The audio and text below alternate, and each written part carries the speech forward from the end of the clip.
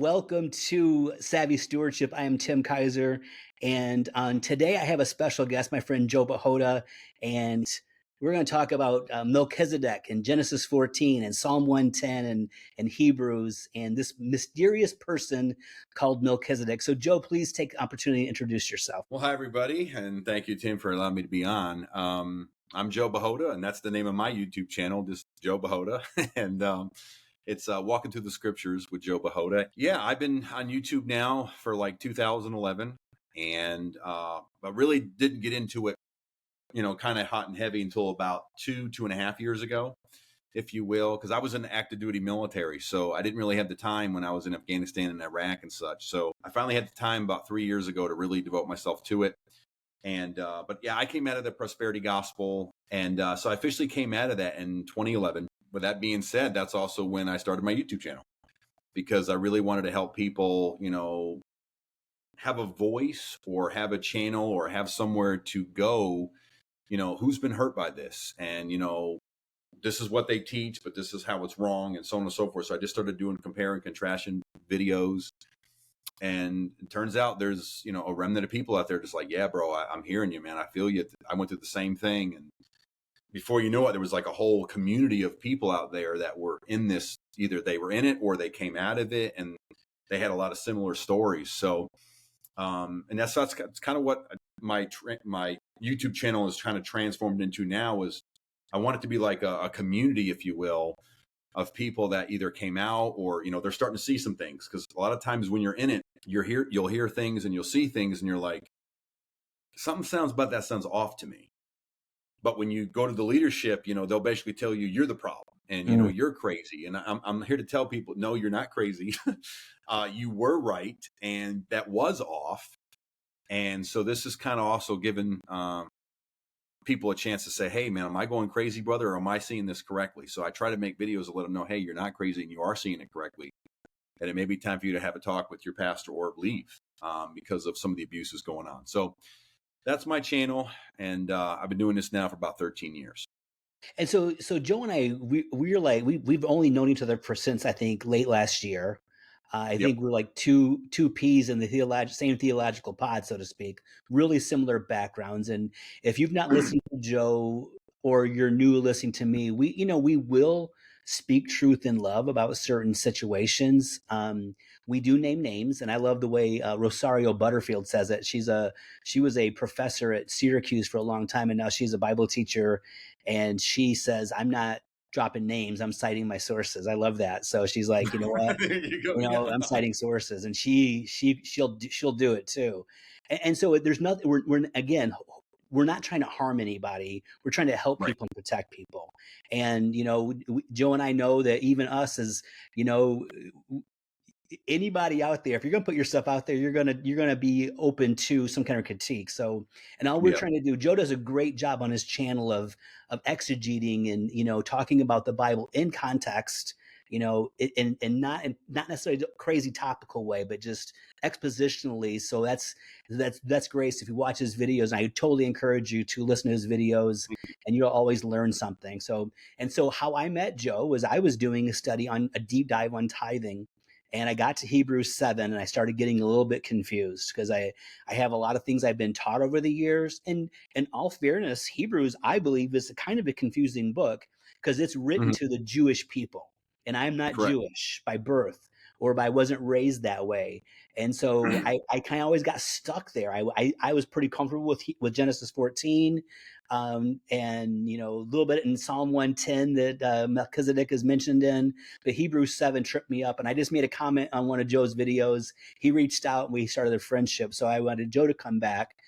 So I believe his expertise would be helpful here. So let's go real broad based. Who is Melchizedek, Joe? Yeah, well, it's kind of hard to pin down as far as, where did he come from and, who was his parents and, in the Bible actually, but there's a reason for that, because the Bible says Jesus will be after the order of Melchizedek when it comes to his priesthood. So he's kind of like some mythological figure, if you will, but there's a reason for that because basically, without lineage, and there's a reason for that too, because in the Old Testament, the priests were out of the tribe of Levi, or, Aaron, the priesthood and all that. Well, Jesus is from the tribe of Judah. So he didn't have a priestly lineage and all of that. He didn't have that starting point. And there was a reason for that too. Because you mentioned Psalm 110, where it says, I'll make you a priesthood forever after the order of Melchizedek. And that's found in Psalm 110. Well, that was fulfilled through Jesus Christ. And that's what Hebrews 7 is about, by the way, is to show how basically Jesus was after the order of Melchizedek, and therefore his priesthood is greater than any priesthood that existed in the Old Testament. And therefore he's now our high priest, because Jesus obviously, died on the cross, and his blood was shed for all of us who are saved. And therefore, all of us who believe in him, I should say. And therefore, consequently, he's now our high priest in heaven, making intercession for us. Mm-hmm.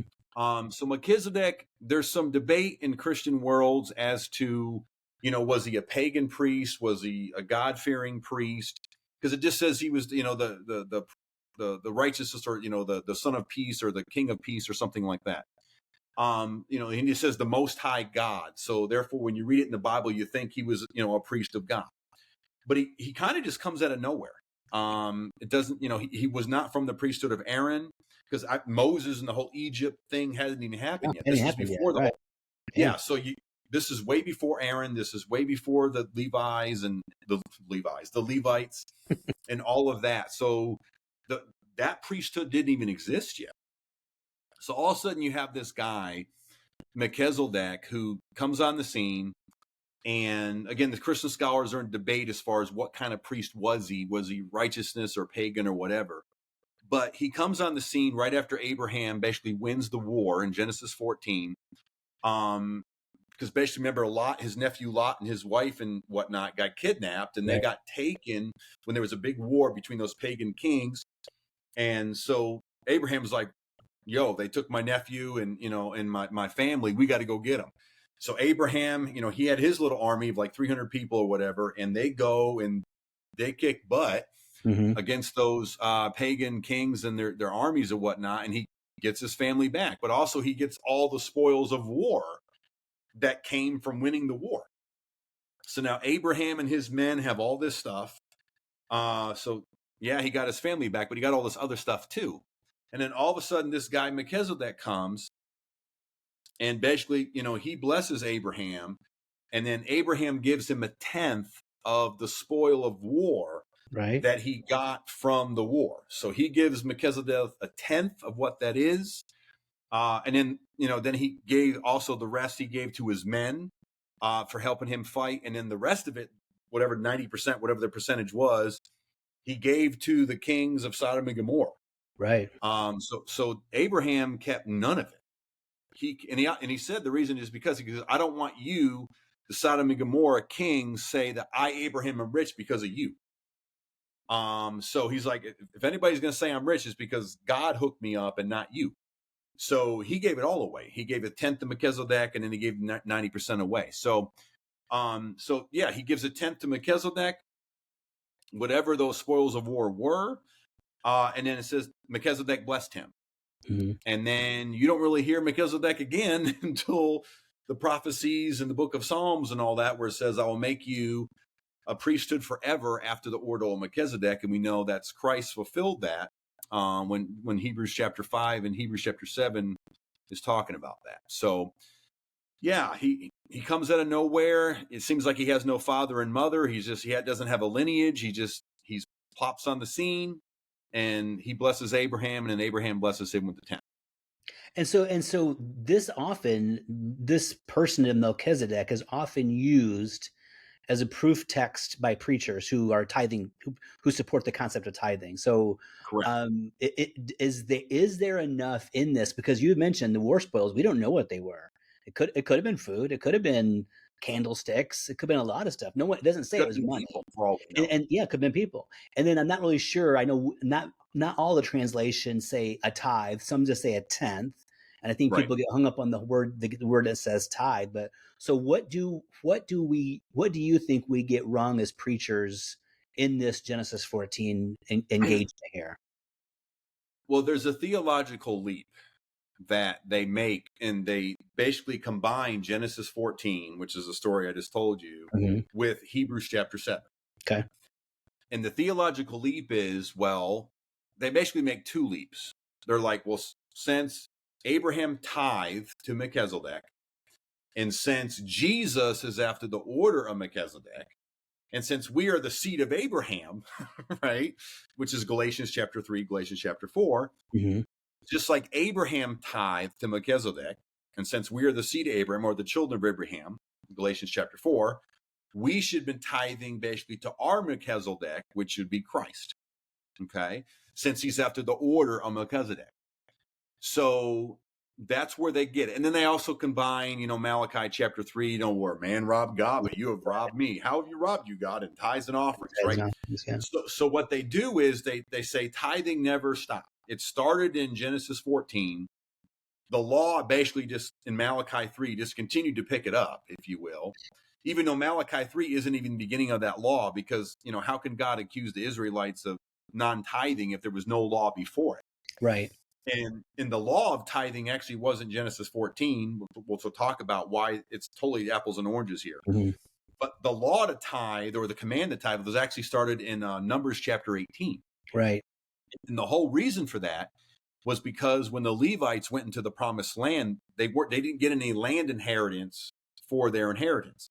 So God was like, the Lord, if you will be their inheritance. So all the other, tribes got land, which means they could grow crops. It also means they had land for their animals so they could graze.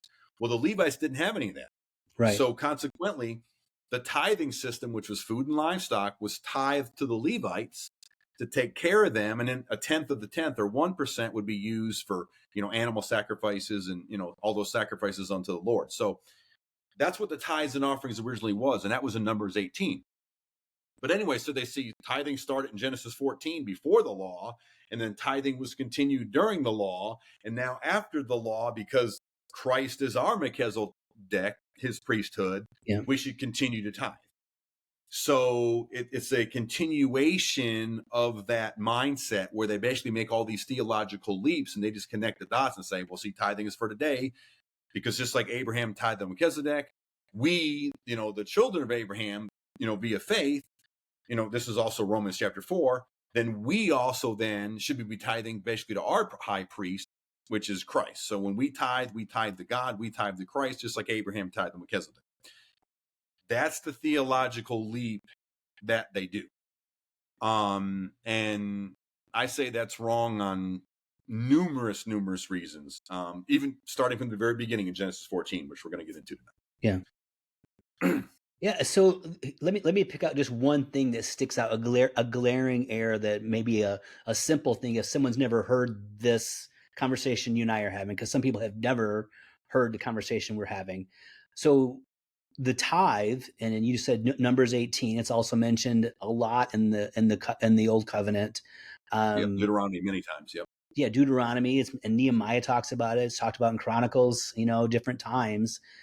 But the tithe, we know for sure that Abram gave 10% of the war spoils to Melchizedek. There's no argument there. Right.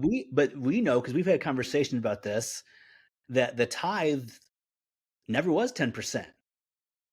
I mean, there were multiple tithes. And so let me ask this question, because I just want to get people's thoughts on it. Is, since there was the tithe for the Levitical tithe, there was the festival tithe, there was the charity tithe, which was every third year, how I can understand it. Plus, farmers could not, like, they had to leave like the corners of their they couldn't do the corners, right? Yeah, they had to leave those for people who were also, as a social safety net, so to speak. If they dropped like a bale of whatever in the field, they had to leave it for somebody else. I mean, there was a lot of things. So why is it the people who are really supportive of a legalistic tithing system really shortchange the whole concept, when it should be 20, 25, 30, maybe more percent of giving? What do you think? I mean, you've had more of these conversations than me, probably. So what do you think? What are some of the things you hear people's pushback on this? Yeah, well, couple of the theological leaps. Number one, their leaps are incorrect. One, I would say out of ignorance. They don't realize what you just said. There was tithes, plural. It wasn't just one tithe. It was many tithes. And if you add all those tithes up, it was like you said, 20%. I've heard 23%. I've seen people say 30%. So it was more than 10% when you add all them up. So one, I think it's ignorance. People just don't realize it was tithes, plural. A lot of people don't know that because they haven't really done a deep dive in tithing. They haven't studied it, so on and so forth. And everything you just said about the gleaning of the field, and if you had a bale or whatever that fell over the cart, you had to leave it there. I'm paraphrasing. Yeah. For the poor and the fatherless and the widows. Again, that shows how the tithes were food and livestock, and the and animals and stuff like that. So it was the harvest of the land and animals. We have changed it to say tithes are money. So one of the reasons we don't do 20% and 30% is because we couldn't afford to do that. People would never do that. Yeah. People would never do that. A lot of people cannot afford that with rent and mortgages and cars and, just daily living. So they just use tithe means tenth and, based from Genesis 14, and then they just stop there. Yeah. So it's a matter of ignorance. They don't know the plural tithes, but they also don't realize it was originally food and livestock. And if they do, they blatantly ignore it. True. And they just say, well, Joe, I understand it was, food and livestock. However, the church is where we get our spiritual food. Oh, so, God. we should. So again, they change Malachi 3. They completely they twist it and totally booger the context to say, well, we're supposed to support where we're spiritually getting fed. So therefore we give 10% of our income or any income that we get to the local church. Now that's another thing too. They say we're not giving it to the church. We're giving it to God. Right. Because again, Hebrews 7, Jesus is our Melchizedek. So therefore, we're giving it to Jesus. Yeah. When you make that check out, you don't write Jesus Christ on the 2 line. Right. I think that's one of the things you said in your video that when my first video you watched, like the deacons aren't in the back. I know I started cracking up that first time you used me in those lines. I was like, oh my goodness. Yeah, I said it ain't like Jesus is in the back with the deacons getting his cut after service. Exactly. Yeah. No, it's just that's not what he's doing. He's not in the back with the deacons waiting for his 10% cut. Right. No, you're given to your local church. When you use that ATM or you write that check, you write it to the name of the church that you're giving to. Yeah. And then the church uses that money. Hopefully they do the right thing with it and they pay their bills and whatever they got to do with it. But absolutely. That's what you do. You're giving 10% to the church. Don't get that twisted. So if anything, only thing that God would get then would be he sees your act of worship or your faithfulness or your obedience. But he's not actually getting the money. No. So. And there's one thing too, I think before we get into Melchizedek and Hebrews 7, is that there were times when money changed hands in the Old Testament. And I think of the temple tax. But I think that one, I'm thinking if you want to give money to me, that one would make sense. But it's very little, but it's only a little bit of money though. I mean, it's very few dollars. And also in Leviticus 27, here's the one always, this makes me so, it just inflames me when people talk about the tithe being money, because that one talks about if you want to redeem your tithe, that would talk about produce. Then, so if you want to give money instead of produce, there's 20% surcharge added on top of it. So if it's instead of $10, it might be $12. So that same value. So there were times money changed hands, and to me that just baffles me. And I think you have stronger formal theological training than me, probably you, because I know we've had conversations. And so what is it from from exegetical thing or hermeneutics? What is it that we get wrong in those things besides just making crazy leaps? Or something else that you could share? Well, yeah. Well, just once you realize that food and livestock, it was what the tithe was. Say just in Malachi 3. So when it says, "Will a man rob me?" but you have robbed me in tithes and offerings, right? Well, once you realize the tithes and offerings were, like animal sacrifices and the food and livestock and all that kind of stuff, then it goes on to say, "I'll open up the windows of heaven," right? And I'll pour you out a blessing that there'll not be room enough to contain it. Yep. Once you realize this is agricultural and not financial, opening up the windows of heaven means he's going to make it rain, right? Right. Or he's going to provide, because And then, because then when it says, and then I will rebuke the devourer for your sake.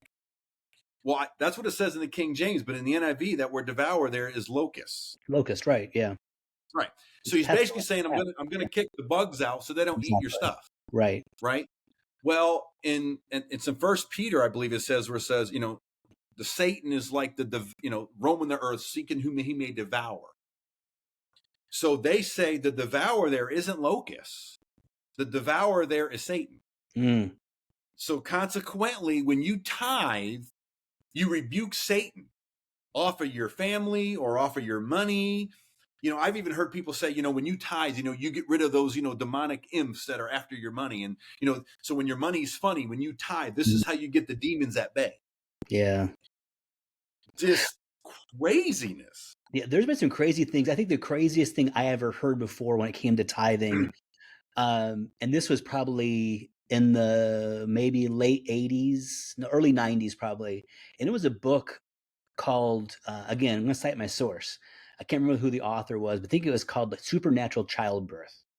And, my wife and I were wanting to have and it was like a Harrison House. So it was probably like a word of faith type book. Right. And, we had a miscarriage, our first kid. And, we were like, okay, when we were in the word of faith at this time, we want to double down. We want to make sure we're not having another miscarriage. And this author, a lady, actually wrote in this book that she equated that the fruit won't bear. How's that scripture in Malachi? Your fruit won't, before its time won't, like, I'm drawing a blank on the scripture right now, but she Right. Basically, equated. the Go ahead. worms won't rebuke Yeah, it's like it, or your fruit won't cast, your vine won't cast fruit before its time, or something like that. She actually equated that to miscarriages and said if you tithe, you would not miscarry. That's that's probably crazy. one of the most egregious, and I haven't heard anything else since then, but that book sold a lot of copies back in the 90s. And I was thinking so many things have been said that have no scriptural context or foundation. And again, Joe and I aren't trying to be mean to anybody. We're trying to protect people because there's some No, crazy and that's stuff why we're out doing there. this, There's some crazy because there's stuff out people. there. Yeah. Yeah.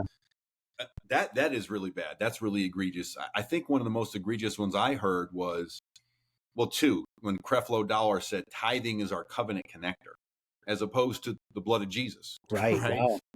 So that was really, really bad. But then his spiritual father, Kenneth Copeland, he said tithing didn't start with Genesis 14, basically. Tithing started in the Garden of Eden. Really? Wow. Oh, Okay. yeah. Because he said basically, the tree of the knowledge of good and evil belonged to God. Okay. So when they ate of that tree, they were robbing God of what was his. So consequently, the reason there's crime and evil and all this stuff in the world wasn't because of Adam and Eve's disobedience. It wasn't because they ate of the tree. No. It's because they robbed God of what was his. Therefore, basically, the reason there's crime and evil in the world is because of non-tithing. Wow. That's just That's tough. crazy. That's very unfortunate. Yeah. Yeah. So And what go ahead. Yeah. he's just taking Malachi 3, where a man robbed God, and Yeah. he's infusing that into Genesis 3.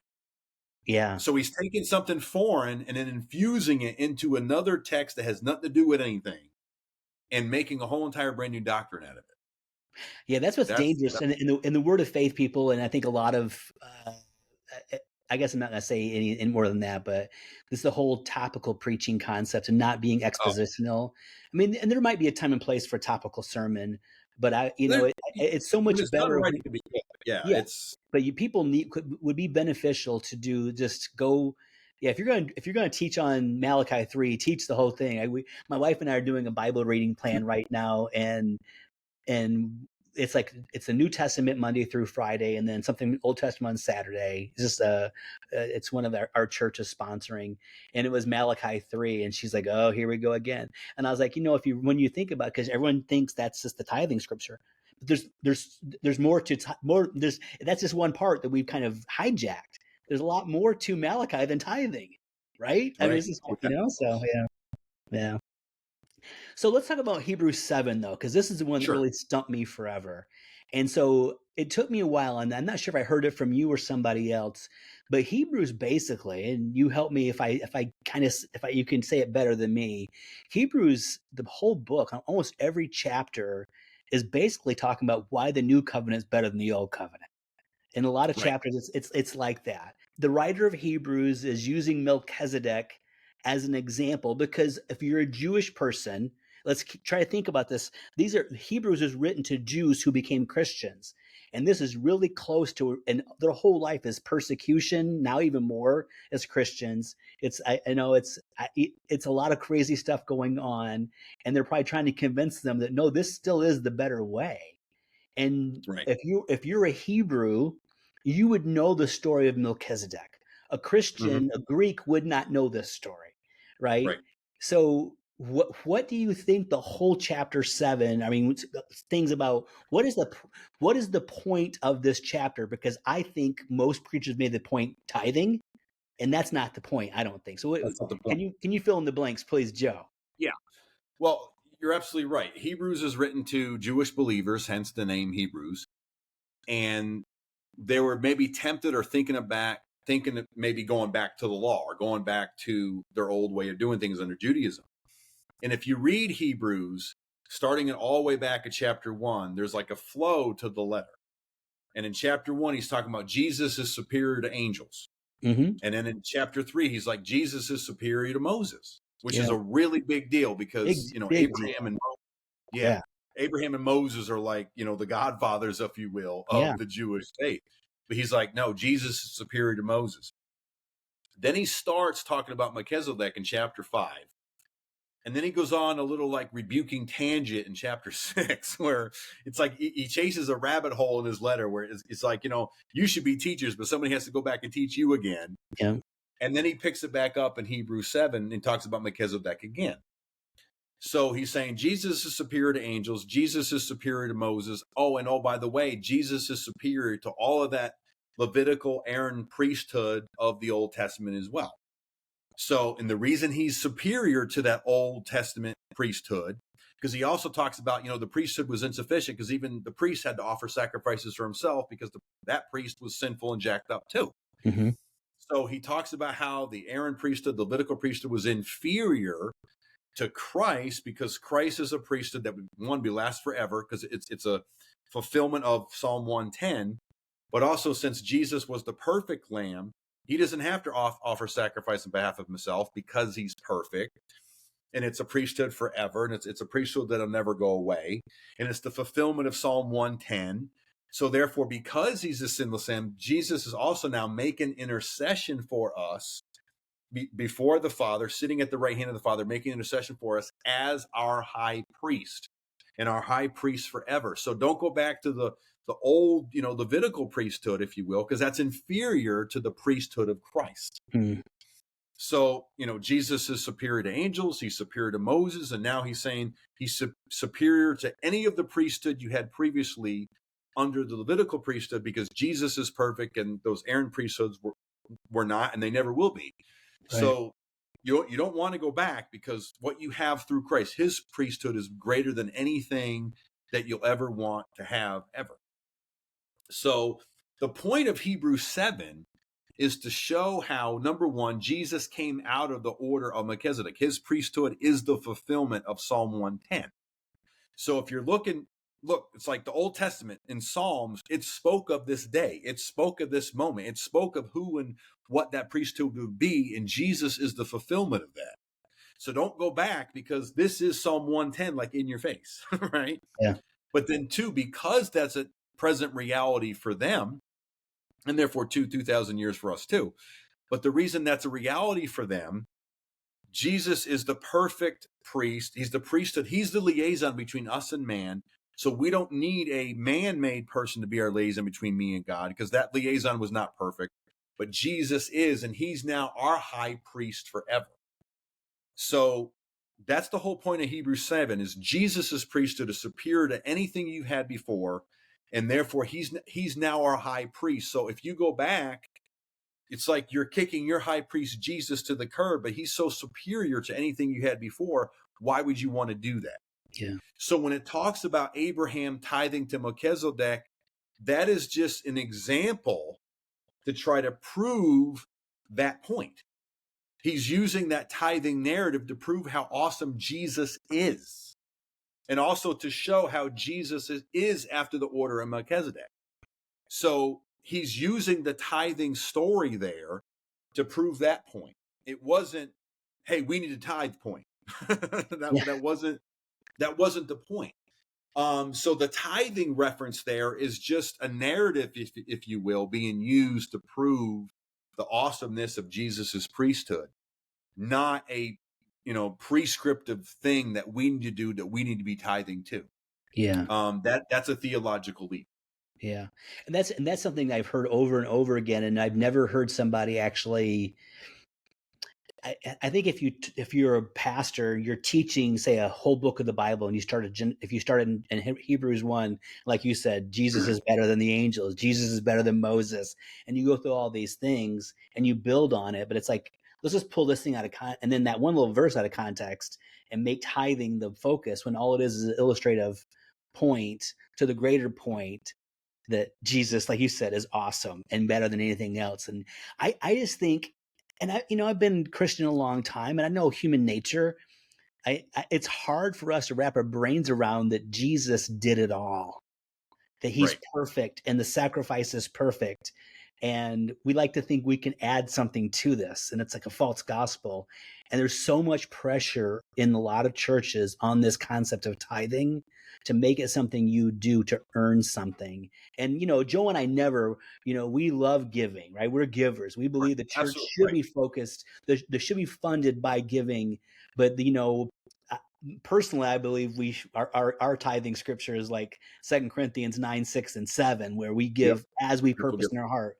And it's like I wish preachers would trust the people as much as God trusts them. Because he's like, Mm. yeah, just give what you can. Give what you want to give. Do it cheerfully. Do it joyfully. Don't let anybody twist your arm. And then here we Right. are twisting arms and forcing things on it.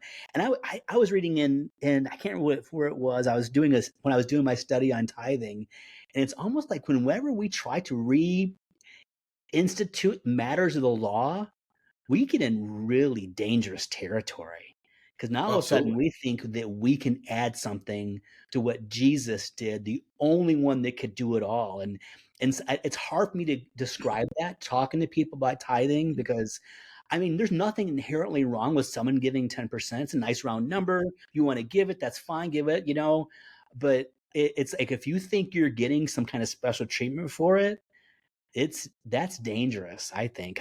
What do you think, Joe? Well, absolutely, and they're getting that from Malachi 3, because unfortunately, that is kind of how Malachi 3 is set up. Hmm. I mean, God says, "Prove me now therewith." Basically, if you tithe, won't you see? I'll open up the windows of heaven. So that's kind of a this for that. Yeah. That is a quick pro. Quid God pro is quo, saying, yeah. if you do this, this is what I'm going to do for you. Yeah. That's exactly how Malachi 3 is set up. So since we preach Malachi 3 like that, and we teach Malachi 3 like that, whether preachers and pastors want to acknowledge this or not, what basically happens to us subconsciously is, if I do this now, God owes me something, Hmm. right? It's Yeah. again, it's a quid No, pro quo. It's a this for that's that. true. Yeah. So consequently, we think, well, God, I tithe my 10%, and you said you'll open up the windows of heaven. So now, God, I did my part first. Now, God, you have to do yours, and Mm, therefore, God, you now owe me. that's scary, Okay. right? Man. Now, we're never going to say that, because it Right. sounds blasphemous, Right. saying, God, you owe me. But ultimately, since it's a works-based thing that we did, therefore we should get a reward for what we did. Hmm. Well, that is essentially what Malachi 3 teaches. And so when we take that part of the law, that works-based stuff, and apply it to grace, it doesn't work, because now you're saying, well, God, I did this work. I was obedient to what you said. Now, God, you owe me. Yeah. So, God, where's the windows of heaven? That's the mindset that tithing gives you. Hmm. I did my work. I did my part. I did my obedient thing. Now, God or the church or the universe, whatever, owes me something Hmm. because of what I did. Yeah. It really creates this, even whether we acknowledge it or not, even if we even know what's going on, this entitlement mentality of, God owes me based upon what I did. Yeah. And that cheapens grace. That is It does. completely Yeah. anti what grace is. Because Yeah. as you know, grace is everything that Jesus did. Exactly. And so it's anti-grace. It's totally anti-grace. So that mindset will booger a whole bunch of people up, and it gets you into pride and non-humility, and it gets you into entitlement and all this stuff that we might not even be aware of, just because of how Malachi chapter 3 is set up. Yeah, it's almost like we treat in the night in the past. I've heard people and they're talking about tithing and divine protection and stuff. It's almost like they treat, this is the phrase I use or the analogy I use, like that God is like Don Corleone from The Godfather. If you don't pay your Well, if you don't pay your dues, that someone might come in and blow your building up, or right. it's crazy. It's sad. Well, It's see, sad, really. It's sad. well, it's darned if you do and darned if you don't. Yeah. Because in one hand, you have the preacher say, well, you need to tithe so the devil won't mess with you. Hmm. But then in the other hand, you need to tithe so God won't get you. Yeah, Right? that's true.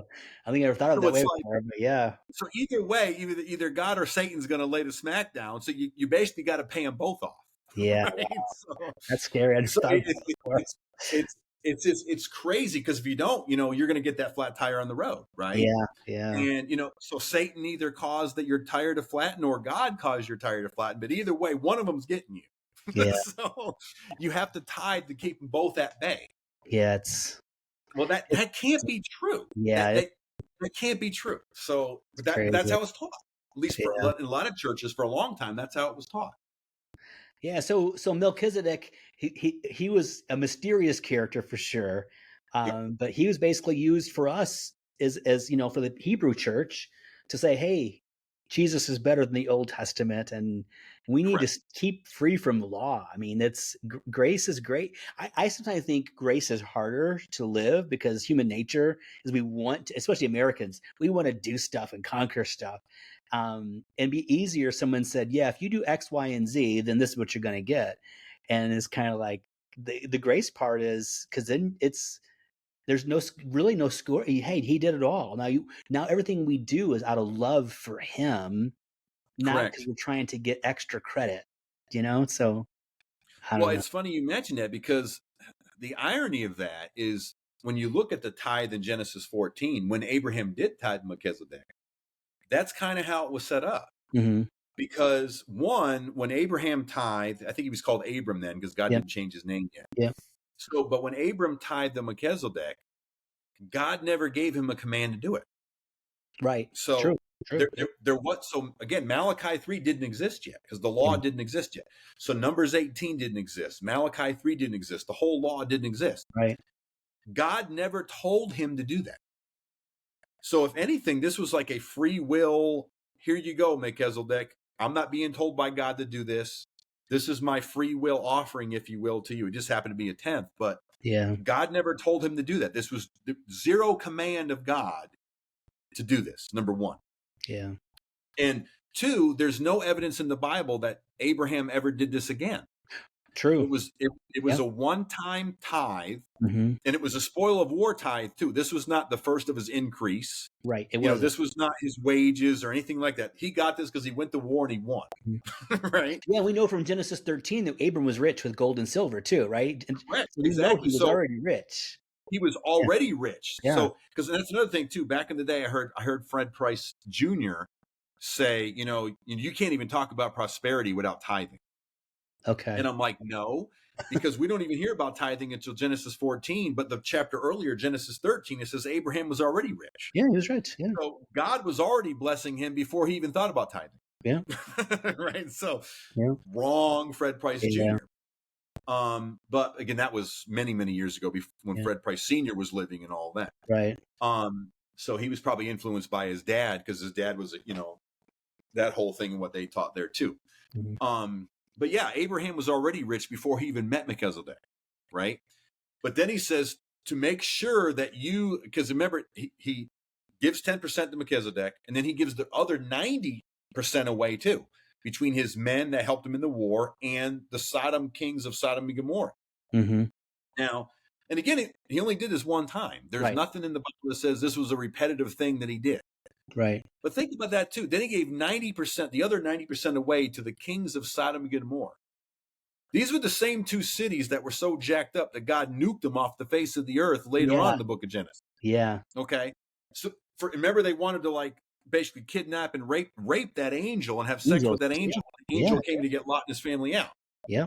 So this would be like, okay, I'm going to give 10% to Melchizedek. Mm-hmm. And then in the modern day context, I'm going to give the other 90% to the porn industry. Yeah. Yeah. Okay. So that's what I'm going to, that's what I'm going to do. Yeah, exactly. So my point is, this is not a modern day example of what we should be doing. Now, to your point, the reason he did that, again, like I said earlier, because Moses told the kings of Sodom and Gomorrah, because I don't want people to say I, Abram, got rich off of you. Mm-hmm. So therefore, I'm giving it all away to you. So if anything, you guys are getting rich off me. Right. Right? If anything. So, and by doing that, what he's really saying is my source will be God. Yes. And not you guys. Yeah. Right. So that was a total, like, test of faith. It was a total reliance on God. And if anything, like I said, that was grace giving based upon how God blessed him. And therefore, this is not a command. And I'm relying on God for my stuff. And it's not something that I'm owed. Right. I'm doing this because out of appreciation for the Lord, and to say you pagan people did not make me rich. God is the one making me rich. So therefore, he gets all the glory, and it's all about him. And it's not about you guys. And I'm keeping none of it. So therefore, this is not something that's due me. This is not something I've earned. This is all a God thing here. Yeah. Well, when you forward that to Malachi 3, that's total opposite of what Malachi 3, because Malachi 3 was a command. Yes. And they did have to do it. And it wasn't a spoil of war tithe. It was a, first fruits of the harvest and the produce of the animals and all that. So it was food and livestock. Yep. It wasn't a spoil of war tithe at all. It's a completely different type of tithe. And this was something they had to do every time they had a harvest come in. So it wasn't a one-time thing. So the ordinances surrounding it are completely different, and like in all aspects. So yeah, the Genesis 14 tithe has nothing to do with the Malachi 3 tithe. It's a completely different system by that point. But yeah, that's how they booger it up.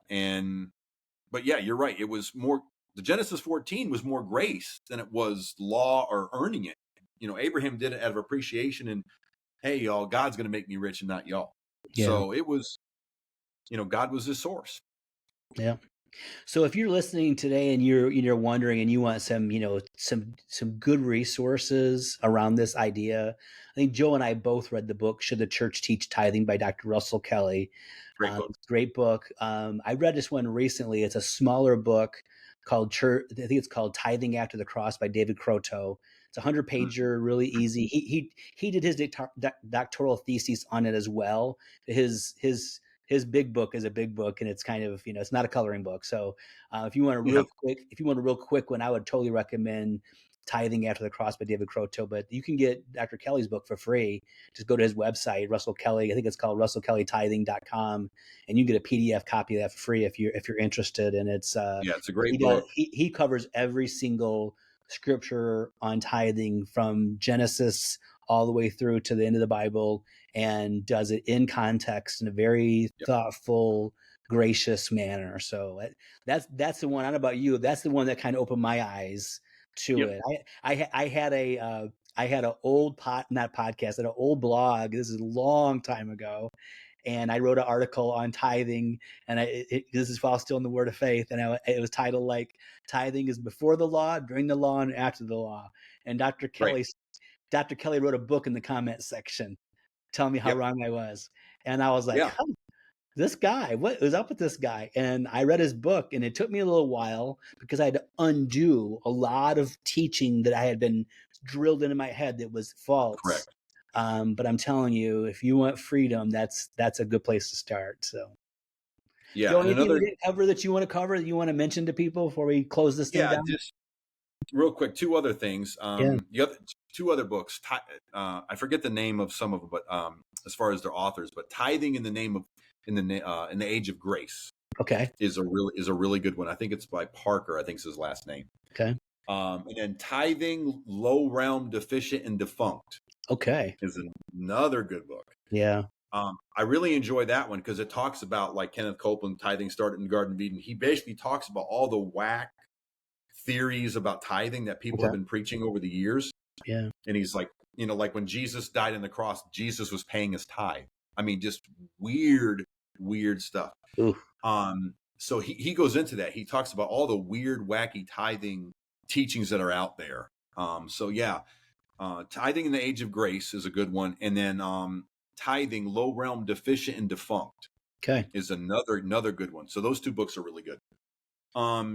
But yeah, and just too, I tell people also too, when you read Hebrews 7 or anything in the Bible, don't just read like portions of it. You got to keep reading the stuff after and the stuff before. Mm-hmm. Well, and the stuff after, if you keep reading Hebrews 7, again, it talks about how Jesus is after order of Melchizedek, blah, blah, blah. And then it goes on to say, but if perfection came through the Levitical priesthood, what need would there be through another priest to come? And that other priest was Christ. Then it says, because, the priests of the Old Testament were out of Levi, but Christ came out of the tribe of Judah. And he's out of the priesthood. He's out of obviously a different priesthood at the order of Melchizedek. And then it says, anytime you have a change of the priesthood, you also have to change the law too. Yep. Whoa. Yeah. So to your point, well, tithing was started before the law and, tithing was during the law. Well, wait a minute. He just said in Hebrews 7, there's a change to the law now. So even if you use that logic, something has to change because Hebrews just 7, something did. Yeah. So if you're going to use, everything continued, well, the law changed. Mm-hmm. So therefore tithing, at least Malachi 3 tithing was the law. So what changed now? They never answer that. No. They never answer that. So what do? They just twist it and say, well, tithing wasn't food and livestock. Now tithing is money. And then we just give our 10% of our money to Jesus, basically, even though we really only give it to the church. Yeah. But they don't teach that either. Yeah. So you got to keep reading. And then at the end of Hebrews 7, then it goes into Hebrews chapter 8. And now you got to put everything together. Because again, he's making a whole entire case. He's like, Jesus is better than angels. Jesus is better than Moses. Jesus is better than, the Aaron priesthood and the Levitical priesthood in the Old Testament. And now because of that, he's now our high priest forever, making intercession for us because he's our high priest for everybody. And because of that now, he says basically the old covenant, all of it itself is inferior to the new covenant that we have now. And therefore the old covenant has become obsolete. Love that one. 8:14, right? 8:13, 8:14. Yeah. Hebrews chapter 8. Yep. Well, before he says that, he has to build his case for all that. Mm-hmm. That's what Hebrews 1 through 7 is. Yep. Yeah. He's building his case to get to what's the point you're getting to. Jesus is better than all of that. Therefore, don't go back to that because the old covenant that you're thinking about going back to is obsolete and inferior to what you have now. Yeah. Because Christ is better than all that. Yeah. And again, he's just using Abraham tithing to Melchizedek as a means to prove that. Yes. That's all it is. That's it. And you're an author too, right, Joe? Yes, I did. I don't know if you want me to show the books or not, but yeah. So with that being said, I wrote two books. This is the one I wrote when I came out of the Word of Faith movement.